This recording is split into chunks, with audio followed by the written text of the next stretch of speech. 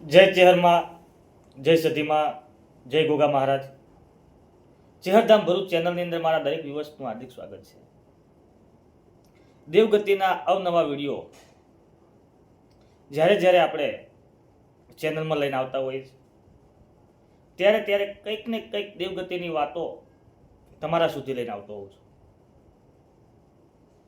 અને આ વાતો એટલા માટે કે આજના આધુનિક યુગની અંદર માણસ શોર્ટકટ અને કંઈક એવા રસ્તાઓ અપનાવી રહ્યો છે કે જ્યાં માણસને કર્મની વાત સાઈડ મૂકી, કર્મનો સિદ્ધાંત સાઈડમાં મૂકી, દેવગતિમાં રચાપચા રહી દેવગતિ સાથે માણસને કે જાણે આજે તંત્ર મંત્ર અને શક્તિઓથી બધું પાર પડી જતું હોય એવી કલ્પના, એવા વિચારો સાથે માણસ રાત્રે ઊંઘી રહ્યો છે અને સવારમાં જાગી રહ્યો છે. પણ બ્રહ્માંડનો નિયમ છે, કુદરતનો નિયમ છે કે સંસારની અંદર આજે જે કંઈક ચાલી રહ્યું છે એ આ પૃથ્વી પર આજે જે કંઈક ચાલી રહ્યું છે એ કુદરતને આધીન ચાલી રહ્યું છે. સુખ દુઃખ એક પડછાયો છે. દરેકના જીવનમાં એક એવો સમય આવવાનો છે જેની દરેકે તૈયારી રાખવી પડે છે. આપણી આ નાની અમથી દુનિયામાં જ્યારે આપણે નજર નાખતા હોઈએ અને નજર નાખીને તમે જ્યારે જોતા હો ત્યારે તમને પણ ખ્યાલ આવશે કે કંઈક ને કંઈક ઘટનાઓ કોક સાથે ઘટતી હોય છે. ક્યારેક તમે નજર નાખી અને જોયું હશે કે ક્યારેક કોઈક નાની ઉંમરમાં એક્સિડન્ટ થતા હોય છે.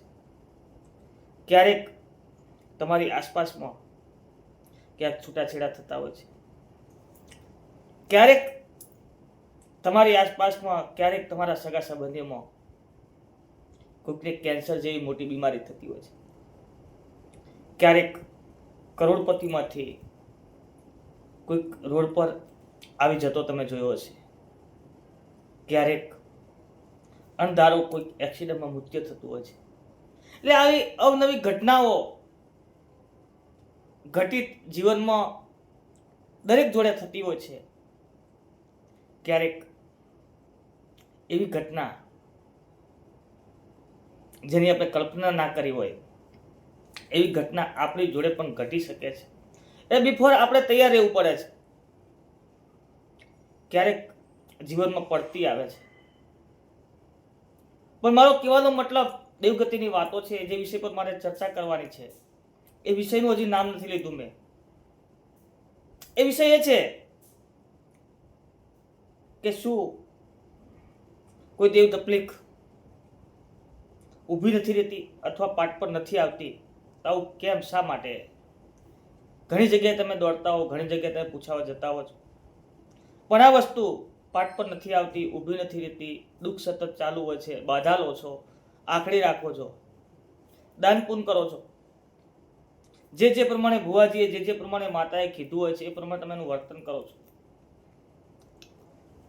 છતાં પણ આ વસ્તુ તમારા કંટ્રોલમાં, તમારા કાબુમાં આવતી નથી. તો કારણ શું?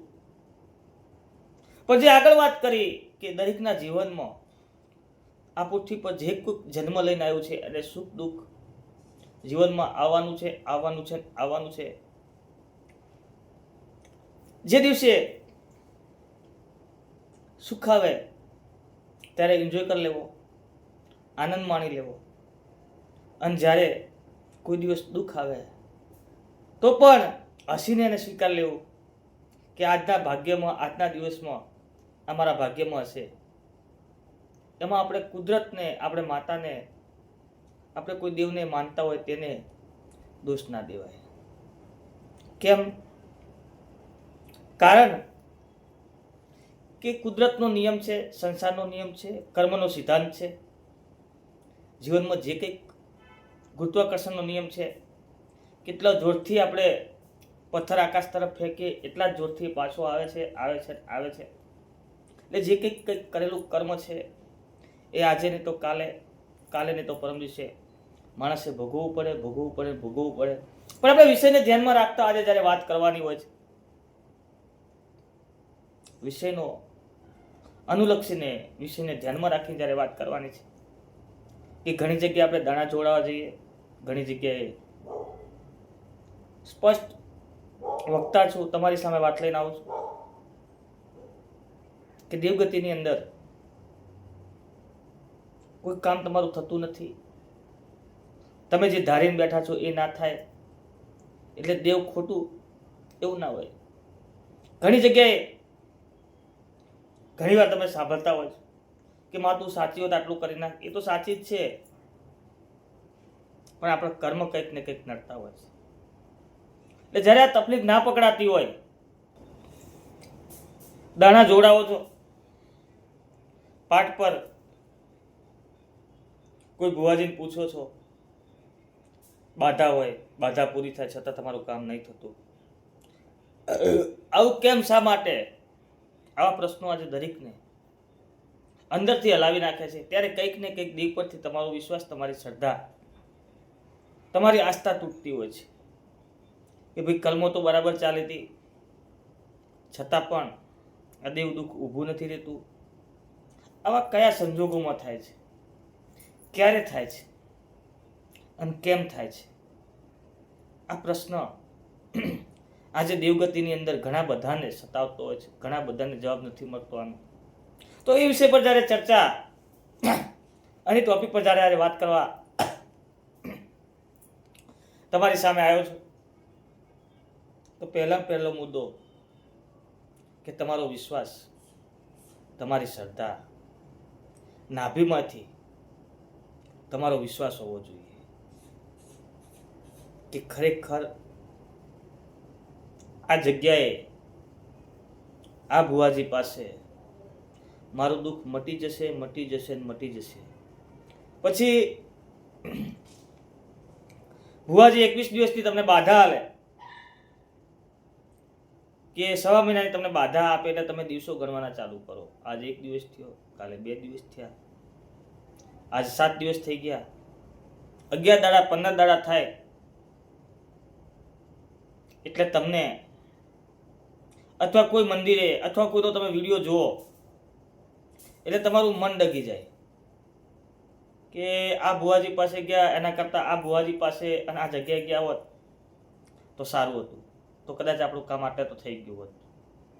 આ મહિનાની બાધા હાલી પણ હજી સુધી, આ 15 દિવસ થયા પણ હજી સુધી કંઈ હલ્યું નથી. એટલે ત્યાં તમારો વિશ્વાસ તૂટી જાય છે, તમારું મનોબળ તૂટી જાય છે.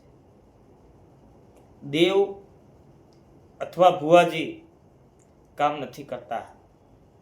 સ્પષ્ટ વિડીયોમાં જણાવું તમને, દેવની કે ભુવાની તાકાત નથી કામ કરવાની. તાકાત છે એક તમારા વિશ્વાસની છે, અને તમારો જ્યાં વિશ્વાસ, જ્યાં તમારી શ્રદ્ધા હોય ત્યાં તમારું કામ થાય છે.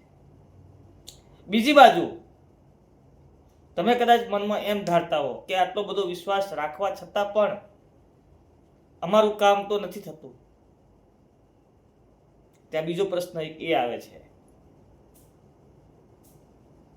કે તમારો વિશ્વાસ છે, તમારી શ્રદ્ધા છે, છતાં પણ તમારું કામ નથી થતું. તો તમે જે વાત બાંધી છે, જે વાતમાં, જે કલમમાં દેવને ઊભું રાખ્યું છે, કંઈક ને કંઈક તમે તે જગ્યા પર તમે થાપ ખાઈ રહ્યા છો. ત્રીજી વાત કે કલમો કમ્પ્લીટ આવી, દેવ કમ્પ્લીટ બંધાયું, તમારો વિશ્વાસ છે, છતાં પણ દેવ ઊભું નથી રહેતું. તો દેવને તમારા પર વિશ્વાસ નથી કે મારું કરશે કે નહીં કરે.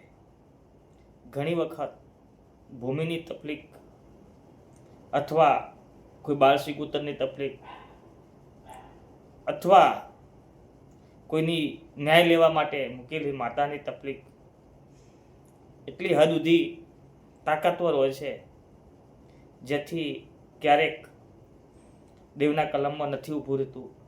એનું કારણ એ પણ હોઈ શકે કે તમારી પુનાઈ ઓછી પડતી હોય. આવી તકલીફ તમારી પેઢીની પુનાઈ ઓછી પડતી હોય એટલે જ્યારે પણ બુવાજી બાધા આપે ત્યારે તમને ગાયને રોટલી અથવા કૂતરાનો રોટલો અથવા બિસ્કિટ ખવડાવવાની અને પૂનમાં કંઈક 2 રૂપિયા વાપરવા માટેની બાધા તમને આપતા હોય છે. પણ ખરેખર આ બધું હોવા છતાં પણ જો તમારી તકલીફ ના ઊભી રહેતી હોય તો કંઈક ને કંઈક તમારી કુલદેવી તમારાથી નારાજ હોઈ શકે, અથવા તમારા પેઢીના જે દેવ છે એ કંઈક તમારાથી નારાજ હોઈ શકે, જેના કારણે આ તકલીફો ઊભી નથી રહેતી. જો જેને કદાચ કોઈને આવી બાધાઓ છે, વર્ષોથી બાધાઓ ચાલી રહી છે, દેવ દુઃખ પકડાતું નથી અથવા ઊભું નથી રહેતું, અથવા કંઈક પણ કરો છો એમાં કોઈ દિવસ જસની પાઘડી મળતી નથી અને એમનું કામ અટકેલા રહે છે, તો સૌપ્રથમ પોતાની ઘરે પોતાની જે કુળની દેવી છે અથવા કોઈ બહારથી આવેલી માતા છે એને રાજી કરવી પડે. એને તનમન ધનથી નમી અને એના કંઈક પણ ગુના છે તો એને સ્વીકારવા પડે. નાભીમાંથી તમારે ચોખ્ખું થઈ જવું પડે. તમારી કુળદેવીને કદાચ તમે ભૂલી ગયા હો અને કોઈક જગ્યાએ બીજે વળી ગયા હો, કોઈક જગ્યાએ બીજે તમારી આસ્થા બંધાઈ ગઈ હોય, તો મારા દરેક વ્યુઅર્સને પહેલાં વિનંતી કે કુળદેવીના ફોટા પર જે ધૂળ ચડી ગઈ હોય પહેલાં એને સાફ કરજો. કુળદેવીના ગોખલે દીવો જે હુનો પડી ગયો હોય એને સંભાળજો. સાહેબ, દુનિયાની કોઈ તાકાત નથી કે દુનિયાની કોઈ એવી શક્તિ નથી કે તમારું અહિત કરી શકે. એ પાઠ પર ના ઊભી રહે જો તમારી કુળદેવી, જો તમારા વડવાઓનો ધર્મ તમારી પાસે જાગૃત હોય તો કોઈ જગ્યાએ તમારે દાના જોડાવા જવાની જરૂર ના પડે. 101% લિખિતમાં આપી દઉં તમને કે તમે સાહેબ તમારી કુળદેવીને સાચવીને બેઠા છો, કર્મના સિદ્ધાંતમાં તમે માની રહ્યા છો, ક્યારેય કોઈનું ખોટું કર્યું નથી, ક્યારે તમારું કોઈનું ખોટું કરવાનો ભાવ નથી, તો દુનિયાની કોઈ તાકાત એવી નથી. હા, કોઈનું મોકલેલું આવે, કોઈનો વ્યવહાર લેવા માટે આવે, પણ જોબે ઊભું થઈ જવું પડે. સંસારી છો, સંસારમાં રહો છો, એવું નથી કે તમારાથી ક્યારેય કોઈનું ખોટું ના થાય. થઈ શકે, બની શકે. Nothing impossible in this world. એવું અશક્ય નથી. પણ ક્યારેક આવું બની શકે, તમારાથી ક્યારેક કોઈનું ખોટું થઈ જાય, પણ તમારી ઘરે તમારો ધર્મ, તમારી કુળદેવી, તમારી માતા જો જાગૃત હોય તો એ દુઃખને તમારા જાપે ઊભું રહેવું પડે. કેમ કે તમારી પાસે પુનાઈનું ભાથું છે, અને જ્યાં સુધી તમારી પાસે પુનાઈનું ભાથું છે ત્યાં સુધી કોઈ દુઃખની તાકાત નથી કે તમારા ઘરમાં વળી શકે. પણ ક્યારે વળે કે જ્યારે પેઢીએ પુનાઈ ખૂટી ગઈ હોય, તમારે ગોખલે દીવો હુનો થઈ ગયો હોય, તમારી કુળદેવીના ફોટા પર ધૂળ ચડી ગઈ હોય. આવો સમય આવે અને દુનિયાના ખૂણે સાહેબ તમે જોરાવા જાઓ, દુઃખનું નિરાકરણ ના આવે. આ વિડીયોમાં આ ટોપિક પર કોઈ એવી ચર્ચા હું નથી કરવા માંગતો. મારી પાસે કોઈ મંત્રો તંત્રો નથી કે તમને આપું અને તમારા પાઠ પર તમારા દેવ ઊભા થઈ જાય. પણ રેણી કેણી એ દેવગતિની બહુ મહત્વની ભૂમિકા છે. ક્યારેક જાણકાર માણસો પણ દેવગતિમાં થાપ ખાઈ જતા હોય છે. ક્યારેક મોટા ભુવા પણ દેવગતિમાં થાપ ખાઈ જતા હોય છે. પણ એવા સમયે એને સ્વીકારી લેવું પડે, નમી જવું પડે,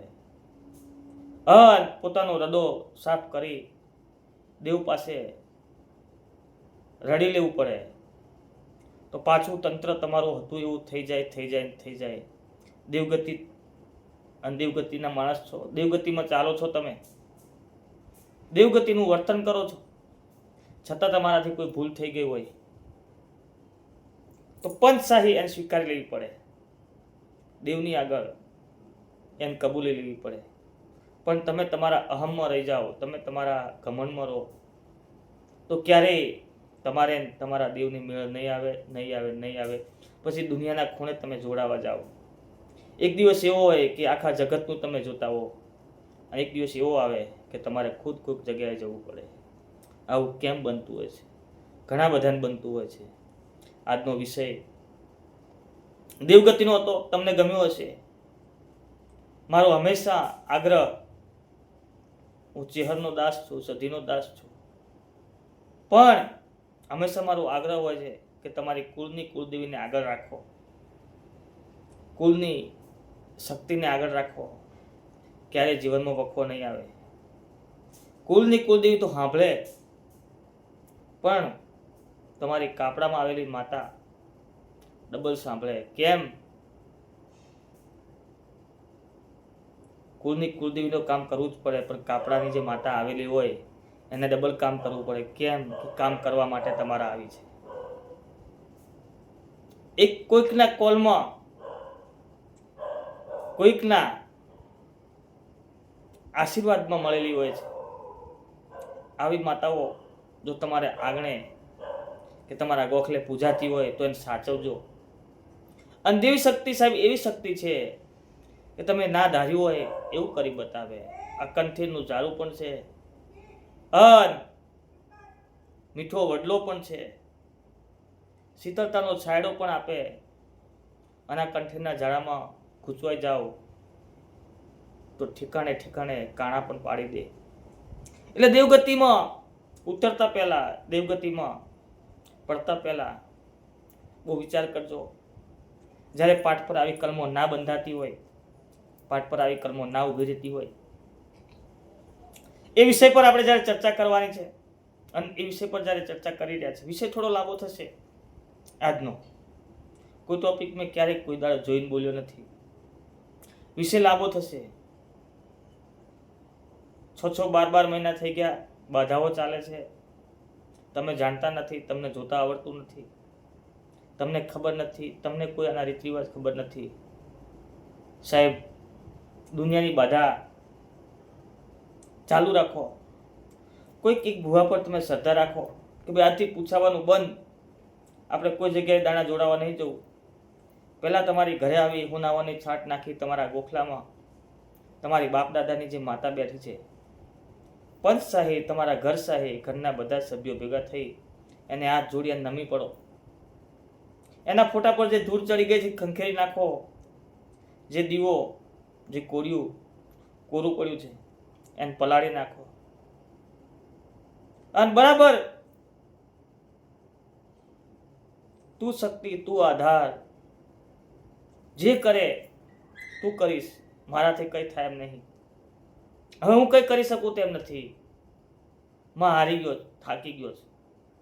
હવે તારે રસ્તો કરવાનો છે, આમાંથી બહાર તારે કાઢવાનો છે. મને કંઈ ખબર પડતી નથી, મને જોતા આવડતું નથી. જ્યાં જ્યાં ગયો અલગ અલગ વાત કરી, અલગ અલગ વાતો આવી. પણ માં ભગવતી, મારી કુળદેવી, અથવા જે કોઈ તમારા ગોખલે બેઠી છે શક્તિ, કે હવે તારે સાચવવાનું છે. તું જ્યાં લઈ જાય, જ્યાં લઈ જવો હોય ત્યાં તારે લઈ જવાનો છે. તું લઈ જઈશ, તું પાર પાડીશ. મારાથી હવે કંઈ થાય એવું નથી. આવો નાભીમાંથી સાહેબ તમે ઓળતો કરો. દુનિયાની કલમો બંધ થઈ ગઈ હોય, જ્યાં તમારી બાધા ચાલતી હોય, બીજો 1.25 મહિનો આવે અને જે ભુવાજી એમ કહેતા હતા કે ભાઈ તમારી કલમ ચાલતી નથી, આટલું કરી 1.25 મહિનો 21 દાડાની તમારી જે બાધા હોય, બીજા રાઉન્ડમાં તમે જાઓ એટલે તમારી કલમો ચાલવા માંડે, તમારો પાટે ચાલવા માંડે. જે દુઃખ નહોતું ઊભું રહેતું, એક રાઉન્ડ, બીજા રાઉન્ડમાં તમે આવો એટલે તમારું દુઃખ પણ ઊભું રહે. સૂરજ ઉગે એટલે અજવાળું થાય ને થાય. એ ઘરની રેખા બદલાય, તમારી કર્મની રેખા બદલાય. તમારા કર્મની આડે જે પાંદડું આવી ગયું છે એ સાઈડમાં થઈ જાય. એવું મારું આ દેવગતિ વિશે તમને જણાવવું છે, કેવું છે. આ દેવગતિની વાતો અવારનવાર આ ચેનલ પર લઈને આવું છું, તો ચેનલને શેર કરતા રહેજો, સબસ્ક્રાઈબર કરતા રહેજો, અને આગળ તમારા ગ્રુપમાં મોકલતા રહેજો, જેથી કરી આવી અવનવી દેવગતિની વાતો તમારા સુધી પહોંચાડી શકું. જય ચેહરમાં, જય સદીમાં, જય ગોગા મહારાજ. મળીશું નવા વિડીયોમાં દેવગતિની નવી વાતો લઈ. અને આ વિડીયો એન્ડ સુધી કોને જોયો અને કેવો લાગ્યો અને ક્યાંથી જોઈ રહ્યા છો કોમેન્ટ જરૂર કરજો, જેથી મને પણ ખ્યાલ આવે કે કોની પાસે 20 મિનિટનો આ વિડીયો સાંભળવા માટેનો ટાઈમ હતો અને કોને આ 20 મિનિટ પૂરો વિડીયો સાંભળ્યો છે અને દેવગતિની વાત કોને ગમી છે. જય ચેહરમાં, જય સદીમાં, જય ગોગા મહારાજ. મળીશું નેક્સ્ટ વિડીયોમાં. જય માતાજી.